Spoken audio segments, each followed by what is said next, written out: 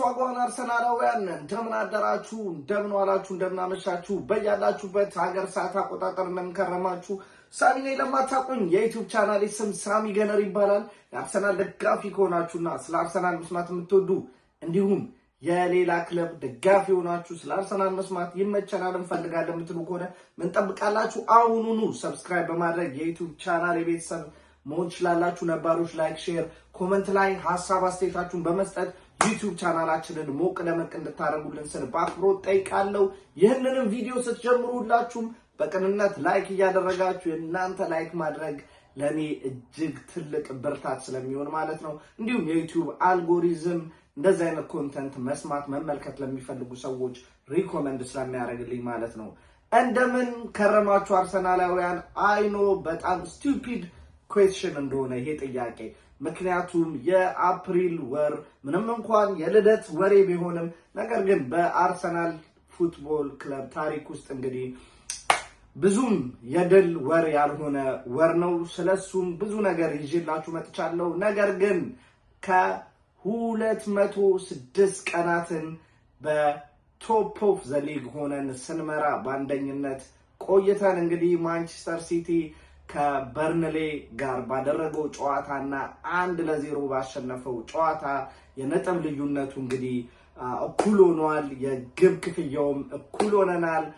ነገር ግን ብዙ ጎል ባገባ፣ ይሄን ላብራራላችሁ። ብዙ ጎል ባገባ ሲባል አይኖ የጎል ልዩነታቸው እኩል ነው እያልክ እንዴት ማንቸስተር ሲቲ ብዙ ጎል አገባ ልትል ትችላለህ? የምትሉኝ ከሆነ ሲምፕል። ማንቸስተር ሲቲ በውድድር ዓመቱ 66 ግቦችን ማስቆጠር ሲችል አርሰናል 63 ግቦችን ነው ማስቆጠር የቻለው። የ3 ጎል ልዩነት አላቸው። ነገር ግን ማንቸስተር ሲቲ ደግሞ ከአርሰናል የበለጠ 3 ጎሎች የበለጠ ኮንሲድ አድርጓል ወይም ተቆጥሮበታል ማለት ነው።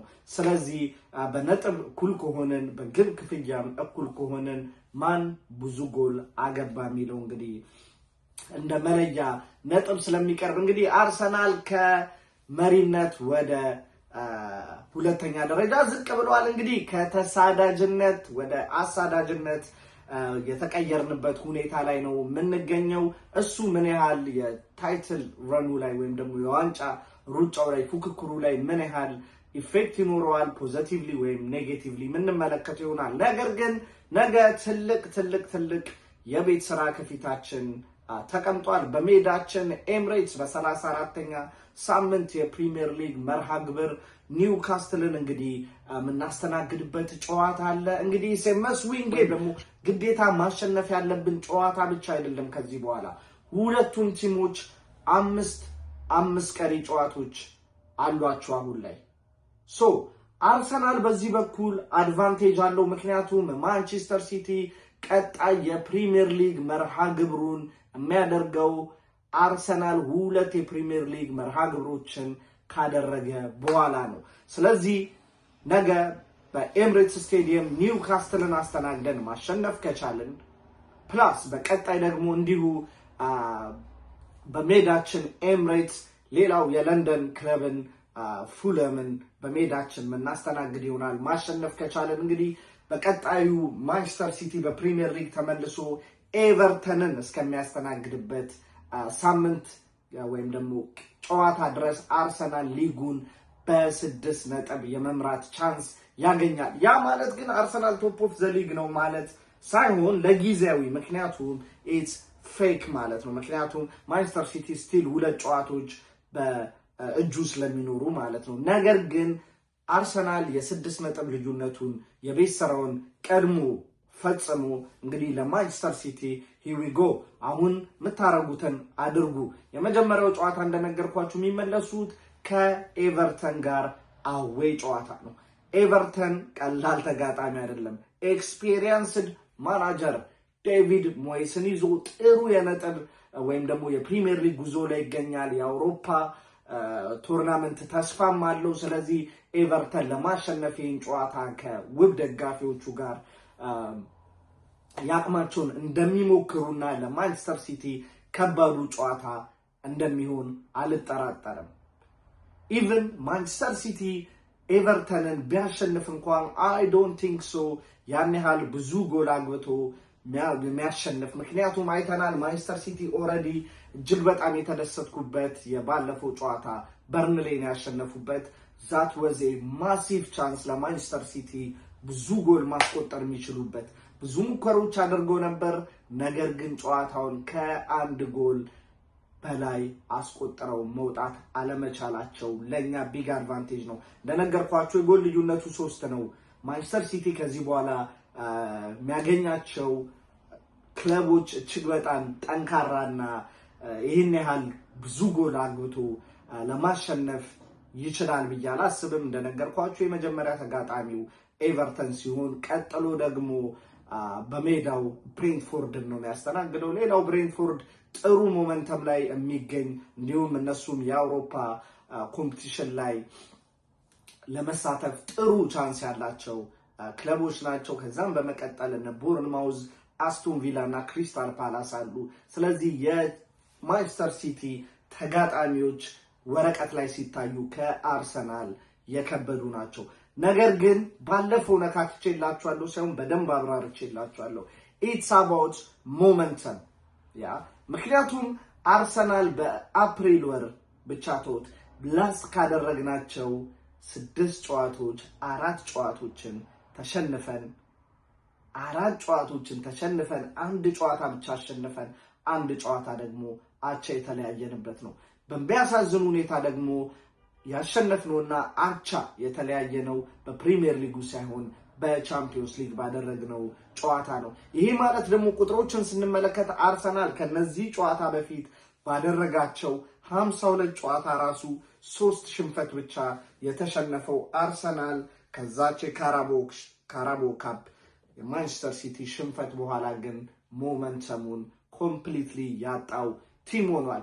በተለይ እጅግ በጣም የሚያበሳጨው የቦርንማውዙ በኤምሬትስ ስቴዲየም የተሸነፍነው ጨዋታ አርሰናልን አጣብቂኝ ሁኔታ ላይ የከተተ ሆኗል። እውነት ለመናገር ከ14 ቀናት በፊት አርሰናል ማንቸስተር ሲቲን በ9 ነጥብ መምራት ችሎ ነበር፣ ምንም እንኳን ማንቸስተር ሲቲ አንድ ቀሪ ጨዋታ በእጃቸው ቢኖር። ነገር ግን ሊስን አሁን ከ11 ቀን በኋላ እዚህ ስንገናኝ አርሰናል በነጥብ እኩል ሆኖ ነገር ግን በጎል ክፍያ ወይም ደግሞ በጎል ክፍያ እኩል ነው፣ ብዙ ጎል ባገባ በሚለው በማንቸስተር ሲቲ ተበልጦ ሁለተኛ ለመሆን ተገደናል። አንድ ኢምፖርታንት ነገር የነገው ጨዋታ ሲጀምር ሁሉም ደጋፊ በጣም ትልቅ በሜዳችን የምንጫወተው ጨዋታ ፕሬሸር እየሆነብን ያለው የራሳችን ደጋፊዎች ጭንቀት ውስጥ መግባት ነው። ጥሩ እንጀምራለን ጨዋታውን፣ ነገር ግን ወይ ቢልድ አፑን ስናስጀምር ይሆናል ዴቪድ ራያ ከተሳሳተ ታዩታላችሁ ደጋፊው ላይ ያለውን ጭንቀት። ምን ማለት እፈልጋለሁ? ሆፕፉሊ ቢሰሙኝ ኢን ዘ ፊውቸር ግን አይቀርም። ምክንያቱም ይሄ ኮንተንቴን እያሳደግኩት ሲመጣ አዝ ኤንድ ኦፍ ዘ ዴይ የብዙ ተመልካችም ለማግኘት ወደ እንግሊዘኛ ኮንተንት የመቀየር ሐሳብ ስላለኝ ያው ያኔ መልእክቴን ሊሰሙት ይችላሉ። አሁን ግን ለእናንተ ለመግለጽ ያክል ሜዳ ላይ ስፔሻሊ የሚገኘው ደጋፊ ወይ ሶሻል ሚዲያ ላይ ከቲሙ ጋር 100% ስቲክ አድርጎ መቀጠል አለበት። ምክንያቱም የደጋፊው ተነሳሽነት ትንሽ የሆነች ነገር ኮሽ ስትል ጭንቀት ውስጥ ምንገባ አርቴታ አውት የምንል ከሆነ እጅግ በጣም አሳሳቢ ነው የሚሆነው። የኛው ሪያክሽን ነው ተጫዋቾቻችን ላይም ሪፍሌክት የሚያደርገው። ዴክላን ራይስ የማንቸስተር ሲቲው ሽንፈት ላይ ኢትስ ኖት ኦቨር የት ብሏል።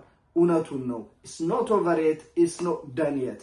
ብዙ ጨዋታም ባይሆን 5 ጨዋታዎች አሉ። ወረቀት ላይ ስንመለከታቸው 5ቱ ጨዋታዎች የሚቀረን በጨዋታ ረገድ የኛ ቀለል ያለ ነው። ምክንያቱም ከ5ቱ ጨዋታዎች 4ቱ ጨዋታዎች ኦልሞስት ያን ያህል ለተጋጣሚዎቻችን ቲም ፐርፐዝ የላቸውም። ቢሸነፉም አይወርዱም፣ ቢያሸንፉም ያን ያህል ሜቢ ምናልባት የኛ ጨዋታ ሳይሆን 2-3 ጨዋታን ከዚህ በኋላ ኒውካስትል ማሸነፍ ከቻለ ምናልባት ለዩሮፓ ሊግ ሊሳተፍ ይችላል። አሁን 14ኛ ደረጃ ላይ ቢገኝም የነጥብ ልዩነቱ ያን ያህል ቢግ አይደለም እና አንድ ቀሪ ጨዋታም ኒውካስትል ስለሚቀረው፣ ነገር ግን በተቃራኒው ማንቸስተር ሲቲን ጨዋታ ከተመለከትን ሁሉም ኦልሞስት ማለት ይቻላል ፐርፐዝ አላቸው ከአንድ ጨዋታ በስተቀር ክሪስታል ፓላስ። አርሰናል ጋር ግን አንድ ጨዋታ ነው፣ እሱም ከዌስትሃም ጋር የምናደርገው የለንደን ደርቢ እጅግ በጣም ከባድ ይሆናል ብዬ የማስበው ጨዋታ ነው። ኒውካስትልን በዚህ ሰዓት ማግኘታችን እጅግ በጣም ጥሩ ነው። ቀደም ነግሬያችኋለሁ ምን ያህል አስቀያሚ ውጤት ጉዞ ላይ እንዳለን። ካለፉት 6 ጨዋታ 4 መሸነፍ ማለት እንግዲህ በጣም አስቀያሚ ውጤት ጉዞ ላይ ቢሆንም ነገር ግን ይሄ እኛ ጋር ብቻ አይደለም። ኒውካስትል ደግሞ የውጤት ቀውስ ከኛ የባሰ የውጤት ቀውስ ውስጥ ይገኛል። አዲሱ ዓመት 2026 ከገባ ከጃንዋሪ ጀምሮ እጅግ ብዙ ነጥቦችን የጣለው ወይም ደግሞ ትንሽ ነጥቦችን በመሰብሰብ እንግዲህ ከወልቨርሃምፕተን በርንሌ ሊወርዱ ሁላ ጫፍ ላይ ከደረሱት የባሰ አስቀያሚ የውጤት ጉዞ ላይ የሚገኝ ቲም ነው። ካለፉት 11 ጨዋታዎች እንግዲህ በ8ቱ ተሸንፈዋል።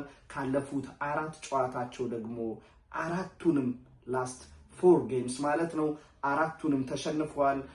3ቱን በተመሳሳይ 2-1 በሆነ ውጤት ነው የተሸነፉት። ከ3ቱ ደግሞ 2ቱን ከ4ቱ ጨዋታ ደግሞ 2ቱን በሜዳቸው ሴንት ጄምስ ፓርክ ላይ ነው የተሸነፉት ማለት ነው።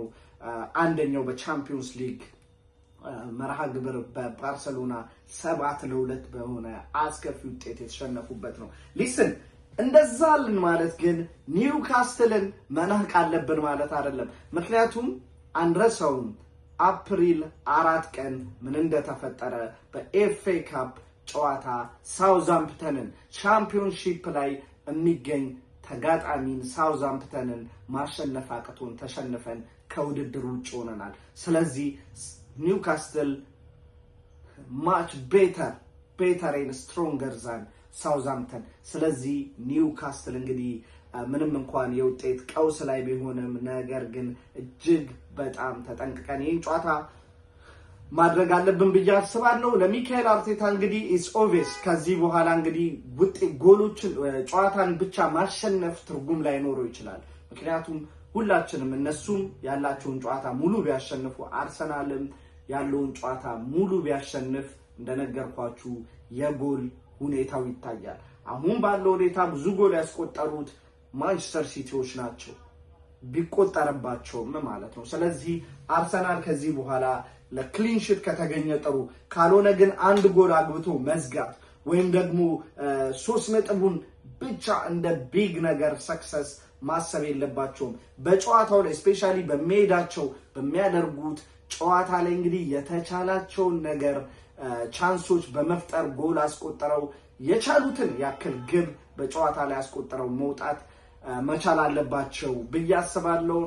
ምክንያቱም እንግዲህ እንደነገርኳችሁ ነው በነጥብም በግብ ክፍያም እኩል ሆነን ብዙ ጎል ያገባው ማንቸስተር ሲቲ በዚህ ሰዓት 1-0 ከማሸነፍ ይልቅ 5-4 ማሸነፍ ጥቅም አለው። ምክንያቱም አዘይንድ ኦፍ ዘዴ እንደነገርኳችሁ በእንደዚህ አይነት ሲቹዌሽን ላይ ብንገኝ ዲሳይድ የሚያደርገው የተቆጠረብን ጎል አይደለም ያስቆጠርነው ነው። ስለዚህ አታክ የሚል እንግዲህ ዜማ ፈጥራችሁ ደጋፊዎች ነገ ኤምሬትስ ስቴዲየምን አታክ በሚል ብቻ ዜማ እንድታደምቁት እጠብቃለሁ። እንግዲህ ማንቸስተር ሲቲ ትንሽ አድቫንቴጅ የማንቸስተር ሲቲ ሊኖረው የሚችለው የቻምፒዮንስ ሊግ ጨዋታ አይኖረውም። አርሰናል ግን ይህን ጨዋታ ካደረግን በኋላ እንግዲህ ማክሰኞ ተጉዘን ደግሞ በቻምፒዮንስ ሊግ ሴሚ ፋይናል ወይም ግማሽ ፍጻሜ አትሌቲኮ ማድሪድን እንገጥማለን። ከዛም ፉልሃምን ኔክስት ቅዳሜ ከገጠምን በኋላ በቀጣይ ደግሞ እንዲሁ የደርሶ መልሱ ጨዋታ በኤምሬትስ ስቴዲየም ደግሞ አትሌቲኮ ማድሪድን ድጋሚ ምናስተናግድ ይሆናል። ሊስን የአርሰናል ደጋፊዎች አይኖ እጅግ በጣም አስከፊ ሳምንታት ነበሩ፣ ግን ሌስ ቢ ፖዚቲቭ። እውነት ለመናገር ሌስ ቢ ፖዚቲቭ። ሊስን ሚካኤል አርቴታ አውት ማለት የጀመሩ ሰዎች አሉ ገና ካሁኑ። አትሊስት ፕሊዝ ሲዝኑ እስኪያልቅ እንኳን ጠብቁ። እኔ ሲዝኑ ሲያልቅም አውት እላለሁ ማለት አይደለም። ባይዘዌ አየዋለሁ እንዴት እንደሆነ አዘንዶ ዘዴ። ምክንያቱም እናንተ ዲሉዥናል ሆናችሁ ወይም ደግሞ ረስታችሁት ሊሆን ይችላል። ላስት 22 years ከአርቴታ ከመምጣቱ በፊት የነበሩት ስፔሻሊ ደግሞ 16-17 ዓመታት ምን አይነት ጊዜ እንዳሳለፈን ታስቡታላችሁ። በቻምፒዮንስ ሊግ መሳተፍ እስኪገብደን ድረስ። አሁን ግን ባክ ቱ ባክ ቻምፒዮንስ ሊግ ሴሚ ፋይናል መድረስ የሚችል ጠንካራ ቲም አለን። እስከ 5 ጨዋታ እስከሚቀረን ድረስ ከማንቸስተር ሲቲ ጋር አንገት ለአንገት ተናንቀን እስከ መጨረሻ ሳምንት ድረስ እየሄድን አለ። ለውጡን ፈረስት አይኑ ብዙዎቻችሁ ለውጡ ብዙ ለውጥ አድርጓል ሚካኤል አርቴታ፣ ግን ያቺን ስቴፕ ማሻገር አይችልም። ነገር ግን እሱንም ጀጅ ለማድረግ ሌስ ዌት ሲዝኑ እስኪጠናቀቅ። አርሰናል ኒውካስትል ላይ ነገ አንድና ከአንድ በላይ ጎል ካስቆጠረ እንግዲህ አዲስ ታሪክ መጻፍ ይችላል። 5ኛው የፕሪሚየር ሊግ ቲም ይሆናል አርሰናል 100 እና ከዛ በላይ ጎል ያስቆጠረባቸው ቲሞች ማለት ነው። አራቱ ቲሞች እንግዲህ የሰሜን ለንደኑ ጎረቤታችን ለመውረድ ጫፍ ላይ የደረሰው ስፐርስ 100 እና ከዛ በላይ ግቦች ያስቆጠርንበት ነው። እንዲሁም አስቶን ቪላ ላይ 100 እና ከዛ በላይ ጎል ያስቆጠርንባቸው ሁለተኛው ቲም ነው። ሶስተኛው እንግዲህ ዌስትሃም ነው። አራተኛው ደግሞ ኤቨርተን ነው። እነዚህ አራት ቲሞች ላይ 100 እና ከዛ በላይ ግቦችን አስቆጥረናል። የነገው ጨዋታ ላይ እንግዲህ ኒውካስትል ላይ ግብ ማስቆጠርን ከቻለ 5ኛው የፕሪሚየር ሊግ ቲም አርሰናል 100 እና ከዛ በላይ ግብ ያስቆጠረበት በመባል እንግዲህ አዲስ ሪከርድ እንጽፋለን። የጉዳት ዜና ቡካዮ ሳካ እና ቲምበር መመለሳቸው አይዶኑ ምናልባትም ቲምበር ቤንች ላይ ሆኖ ሊጀምር ይችላል የሚል ትልቅ ተስፋ አለኝ። ካልደረሱ ዶንት ራሽ ዘም በሚመጡበት ጊዜ ይምጡ። ነገር ግን ሊስን ቡካዮ ሳካ ምርጥ ሲዝን እያሳለፈ እንዳልነበረ ሁላችንም እናውቀዋለን። ነገር ግን አርሰናል ኢቭን ቡካዮ ሳካ ጥሩ ባይሆንም ከቡካዮ ሳካ ጋር ያለው የማሸነፍ ሪከርድ እጅግ በጣም ጥሩ ነው። ምክንያቱም ቡካዮ ሳካ በተሰለፈባቸው ጨዋታዎች ላይ አርሰናል 73% የማሸነፍ ሪከርድ አለው። በተቀረ ግን የቡካዮ ሳካ ባልነበረባቸው ጨዋታዎች ላይ ግን የማሸነፍ ሪከርዱ እንግዲህ ወደ 45% ዝቅ ከ73% ወደ 45% ማለት ኦልሞስት ወደ 28 ነጥብ ወይም ደግሞ 28% ድሮፕ አድርጓል ማለት የመጀመሪያውን ኒውካስትል ጋር ያደረግነው የመጀመሪያ የፕሪሚየር ሊግ ጨዋታ ማናችሁም አትረሱትም ብዬ አስባለሁ። በሴንት ጄምስ ፓርክ የተደረገ ጨዋታ ነበረ። አርሰናል እዛ ጨዋታ ላይ ምንም እንኳን ሁሌ ነው ማነሳት ሜቢ ቪዲዮን የተከታተላችሁ ሰዎች ሰምታችሁ ልትሆኑ ትችላላችሁ። ቪክቶር ዮኬሬዝ ላይ ክሊር የሆነ የኒውካስትል ግብ ጠባቂ ፖፕ እንግዲህ በእግሩ ጠልፎት ፔናልቲ የተከለከልንበት ጨዋታ ነበር። ከዛም በኋላ ኒውካስትሎች ግብ አስቆጥረው በጋብሪኤል ማጋሌዝ ስህተት ከዛም ጋብሪኤል ማጋሌዝ በጭንቅላቱ አስቆጥሮ ላስት ታይም የማሸነፊያዋን ግብ ተቀይሮ የገባው እንግዲህ ሚካኤል ሜሪኖ አስቆጥሮ በጣም ደስ የሚገርም ድል ነበረ።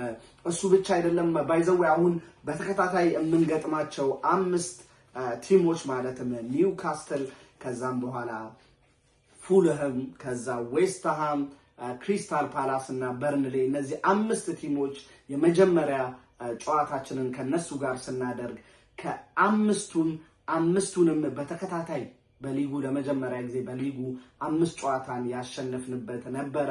እርሱም እንግዲህ የመጀመሪያው ጨዋታ ኒውካስትልን ነበረ ያሸነፍነው የመጀመሪያው ሳምንት ሳይሆን ከነዚህ 5 ተከታታይ ጨዋታዎች ቀድሞ የመጣው ኒውካስትልን እንደነገርኳችሁ በሴንት ጄምስ ፓርክ 2-1 ያሸነፍንበት ጨዋታ ነበረ። ከዛም በኋላ በኤምሬትስ ስቴዲየም ደግሞ ዌስትሃምን 2-0 ማሸነፍ ቻለን። በመቀጠል ደግሞ ፉልሃምን ደግሞ እንደዚሁ በክራቨን ኮቴጅ ስቴዲየም ማለት ነው በሜዳቸው 1-0 አሸነፍናቸው። ከዛም በመቀጠል ክሪስታል ፓላስን በሜዳችን ኤምሬትስ 1-0 ያሸነፍንበት ጨዋታ ነበረ። በመቀጠል በርንሌን በኤምሬትስ ስቴዲየም በርንሌን በሜዳቸው 2-0 ያሸነፍንበት ጨዋታ ነበረ። ስለዚህ የመጀመሪያው የውድድር ዓመት ላይ ያሳየነውን ያ ጠንካራ ሪከርድ በዚህም መድገም አለብን ስፔሻሊ ማሸነፍ ብቻ ሳይሆን ብዙ ጎሎችን በማስቆጠር ማለት ነው የኒውካስትል የጉዳት ዜና እንግዲህ ሌቭሬሜንቶ በጉዳት እንዲሁም ጆይሊንግተን በቅጣት ምክንያት እዚህ ጨዋታ ላይ አይሰለፍም ስፔሻሊ ጆይሊንግተን እዚህ ጨዋታ ላይ አለመሰለፍ እጅግ በጣም ጥሩ ነገር ነው ምክንያቱም በብዛት ኒውካስትሎች አርሰናልን ሲገጥሙ የሚጫወቱበት አለ ይሄ ሃይ ቴምፕሬቸር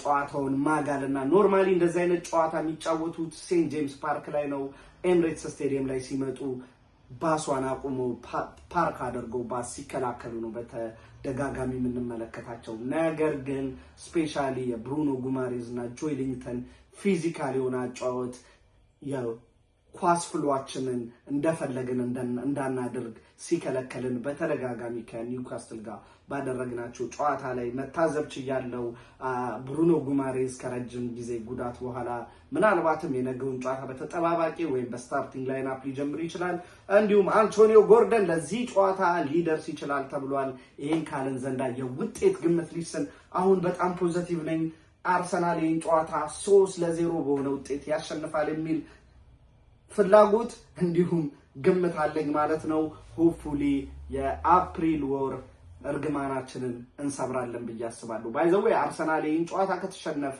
አያርገውና 3 የፕሪሚየር ሊግ ጨዋታዎች በተከታታይ ተሸነፈ ማለት ነው ይሄም ደግሞ በመጨረሻ ጊዜ ላስት ታይም አርሰናል በሊጉ በተከታታይ 3 ጨዋታን የተሸነፈው በተመሳሳይ አፕሪል ወር 2022 ከ4 ዓመታት በፊት ነው ስለዚህ ይሄ የመሆን ቻንሱ ሆፕፉሊ 0 ነው ብዬ አስባለሁ ምክንያቱም ይሄን ጨዋታ የግድ ማሸነፍ አለበት ባይ ዘ ዌይ አንድ ያልነገርኳችሁ ነገር አለ አሁን እነግራችኋለሁ ስለትም በሉት ፍላጎትም በሉት ዋቴቨር አርሰናል በዚህ ሲዝን ዋንጫ ማሳካት ወይም ደግሞ የፕሪሚየር ሊጉን ዋንጫ ከፍ አድርጎ ከሳመ የአርሰናልን ሎጎ ሰውነታችን ላይ እናትመዋለን ታቱ እንሰራዋለን ምክንያቱም ሊስን በህይወቴ ላይ ብዙ ደስታም ብዙ ሀዘንም ለረጅም ዓመት ከህይወቴ ጋር የቆየ ቲም ነው አይ ላቭ ዲስ ቲም ምንም አይነት ነገር ይሄን ቲም ሪፕሬዘንት የሚያደርግ ነገር ሞዶ ቲም ነው ክፋት የለውም ስለዚህ ታቱ እንግዲህ ምንሰራ ይሆናል ይሄን ሲዝን በዋንጫ ካጠናቀቀን ምክንያቱም ሊስን እንደ ታሪክ እንደ ሂስትሪ ማስቀመጥ አለብን በየ ስለማስብ የውጤት ግምቱን እንደነገርኳችሁ ነው 3-0 አርሰናል ያሸንፋላለው ወደ ስታርቲንግ ላይንአፕ ወይም ደግሞ የተጫዋቾች አሰላለፍ ስንሄድ የግብ ጠባቂ ቦታ ላይ ዳቪድ ራያን መመልከት ፈልጋለሁ በቀኝ ፉል ባክ ቦታ ላይ ይሄ ቲምበር ይመለስ አይመለስ አይዶንት ኖ ግን የመመለስ ቻንሱ ዝቅተኛ ሊሆን ስለሚችል ሊስን በኒውካስትል ቦታ ላይ አንቶኒዮ ጎርደን ጨዋታውን ከጀመረ ኦፍ ኮርስ ሞስኬራን ለማድረግ ይገደዳሉ ምክንያቱም 1-1 እንዲሁም አንቶኒዮ ጎርደን ፈጣን ተጫዋች ስለሆነ ቤን ዋይት ኤክስፖዝ ይሆናል ብዬ አስባለሁ ጎርደን እዛ ቦታ ላይ ከተጫወተ ሞስኬራ ምርጫ ይሆናል ነገር ግን አንቶኒዮ ጎርደን እዛ ቦታ ላይ ማይጫወት ከሆነ ምርጫዬ ቤን ዋይት ይሆናል ምክንያቱም ሞስኬራ የራሱ ቦታ አይደለም አክቹአሊ ለቤን ዋይትም ትክክለኛ ቦታው ሴንትራል ዲፌንደር እንደሆነ እናውቃለን ነገር ግን ለረጅም ዓመት ከአርሰናል ጋር በቀኝ ፉል ባክ ቦታ ላይ ስለተጫወተ ሜቢ ቤን ዋይትን እዚህ ቦታ ላይ ላሰልፍ እችላለሁ ሶ እንደ ኒውካስትል ላይንአፕ ላይ የኒውካስትል ላይንአፕ ላይ የተመረኮዘ ነው የኔ የፉል ባክ የቀኝ ፉል ባክ ምርጫዬ ማለት ነው የቀኝ መሃል ተከላካይ ቦታ ላይ ዊሊያም ሳሊባን አረጋለሁ እሱን አጣምሮ የሲቲው ጨዋታ ላይ ትንሽ ቀዝቀዝ ብሎ የነበረውን የግራ መሃል ተከላካይ ጋብሪኤል ማጋሌዝን አጣምራለሁ የግራ ፉል ባክ ቦታ ላይ ሊሰን ካላፊዮሪ እዚህ ጨዋታ ላይ መኖር አለበት እንደነገርኳችሁ ነው ጎል እንፈልጋለን ካላፊዮሪ አታኪንግ ቦታ ላይ የሚሰጠን አንፕሬዲክተብል የሆነ ቦታዎች ላይ በመገኘት ጎል እስከ ማስቆጠር አሲስት እስከ ማድረግ የሚደርስ ድንቅ ታለንት ያለው ልጅ ነው ስፔሻሊ ቤስት ቀኑ ላይ ከሆነ ምንም ማድረግ የሚችል ጠንካራ ተጫዋች ነው ብዬ አስባለሁ ስለዚህ የግራ ፉል ባክ ቦታ ምርጫዬ ላይ ካላፊዮሪ ያለ የመሃል ቦታ ይሄ ሚካኤል አርቴታ ያደርገው አያደርገው ሙሉ ሲዝን ስመኘው የነበረው ነገር ነው። ሊስን ነምበር 6 ቦታ ላይ ዴክላን ራይስን አድርገው ከዛም በኋላ ሁለት ክሬቲቭ ተጫዋቾችን አድርገው የአርሰናል ስህተት የአርሰናል ችግር ምንድነው? ክሬቲቪቲ ነው። ስለዚህ ኤብሪቼዜን በቀኝ ኦዴጋርድን በግራ በማሰለፍ እንግዲህ ጥሩ ቻንስ ክሬት ማድረግ ይቻላል። የተሻለ አይነትም እግር ኳስ ልንመለከት እንችላለን ብዬ አስባለሁ። ዙቢሜንዲ እረፍት ስጠው፣ ምክንያቱም ኔቨር ነው ለአትሌቲኮ ማድሪዱ ጨዋታ ላይ የዙቢሜንዲ ሚና እጅግ በጣም አስፈላጊ ስለሚሆን ለዛ ጨዋታ አውል ኪፕ ዙቢሜንዲ አውት። እዚህ ጨዋታ ግን ማሸነፍ የሚችል ብዙ ቻንሶች የሚፈጥር ብዙ ጎሎች ማስቆጠር ከፈለክ ይሄ ስታርቲንግ ላይንአፕ በጣም ወሳኝ ነው። ኦዴጋርድ በጠባብ ስፔሶች ላይ ኳስ ለአጥቂዎች ማድረስ ይችላል። ኤዜ ደግሞ ከፔናልቲ ቦክስ ውጪ ስፔሶችን ካየ ሹቶ ወደ ዳይሬክት በመሾት ግብ ማስቆጠር እንደሚችል በተደጋጋሚ ያስመሰከረ ተጫዋች ነው። ዴክላን ራይስ ነምበር 6 ቦታ ላይ በአግባቡ ስራውን ይሰራል። እንደተናገረውም ኢስ ኖት ደን የት። በቀኝ የማጥቃት ክንፍ ቦታ ላይ ሆፕፉሊ ቡካዮ ሳካ ቢመለስ ጥሩ ነው፣ ግን አይመስለኝም። ስለዚህ ኖኒ ማድዌኬን ማሰልፈው አይሆንም እዚህ ጨዋታ ላይ።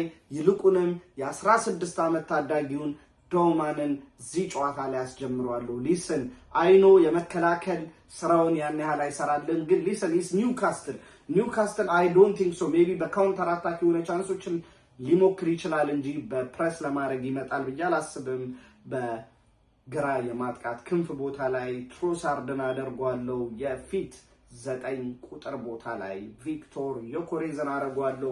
ካይ ሃቨርትዝ ምንም እንኳን ለቲሙ ፍሎ ወይም ደግሞ የተሻለ ቲም እንመለከታለን ካይ ሃቨርትዝ በ9 ቁጥር ቦታ ላይ ሲጀምር፣ ነገር ግን ኢምፖርታንት የሆኑ ቻንሶች ሲፈጠሩ መግደል ገዳይና ነምበር 9 ቦታው ላይ በተደጋጋሚ መገኘት የሚችል ስትራይከር ስለሚያስፈልገን እንግዲህ የ9 ቁጥር አጥቂ ምርጫ እንግዲህ ቪክቶር ዮኬሬዝ ይሆናል። የስታርቲንግ ላይን አፕ ወይም ደግሞ ግምታዊ አሰላለፍ ይሄን ይመስላል። የእናንተ ሀሳብ አስተያየትን ኮሜንት ሴክሽን ላይ ጻፉልኝ። ከጨዋታ በኋላ በማች ሪአክሽን ቪዲዮ እስከምንገናኝ ለዛሬ የነበረን ርዕሴን ይመስላል። አም አውት ፒስ ካም ኦን ዩ ገነርስ።